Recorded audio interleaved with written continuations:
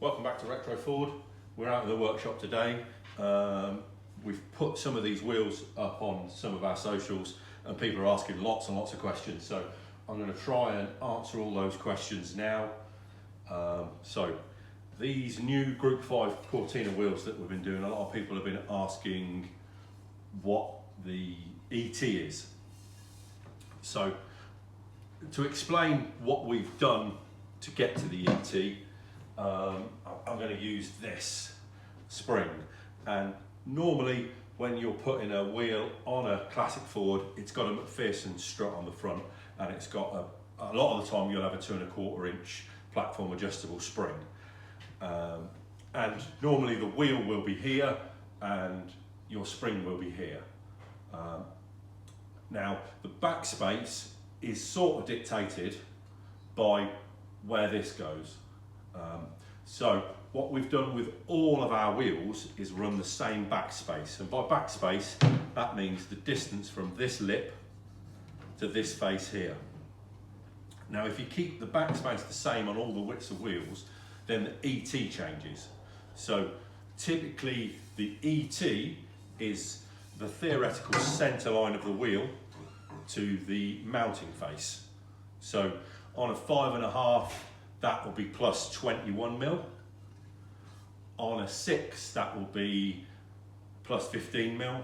On a 6.5, it'll be 8.5 mil. And on a 7, that would be minus 2 mil.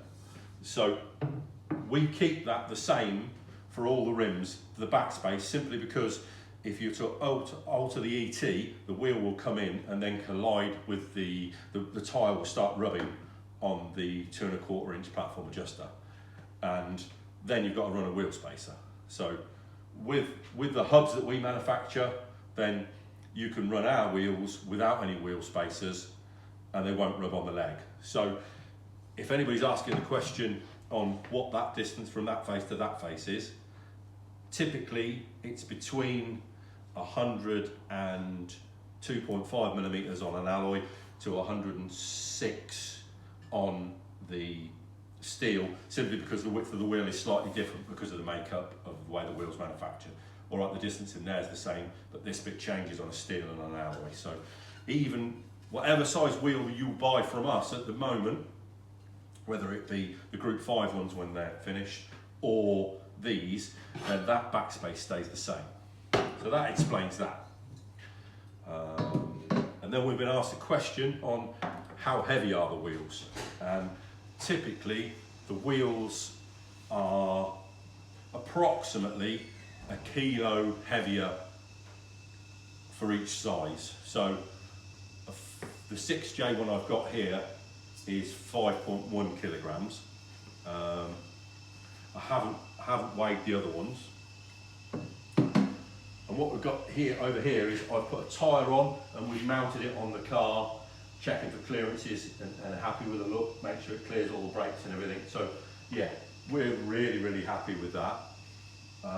We're going to ask lots of questions on whether we're going to be doing 6s or 7s in the Group 5 alloy. And the answer is we have. I've done the drawings here.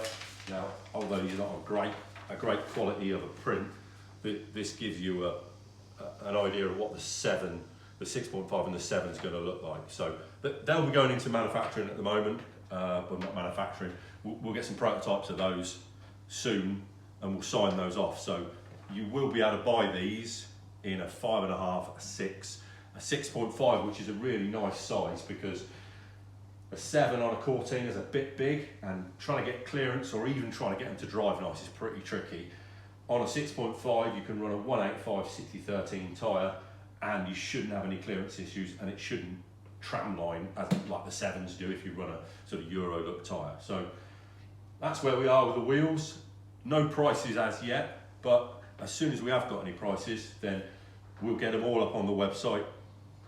It seems to be that most people want to go for the black non-polished rim, so I think that's the way we're going to go with those. Okay.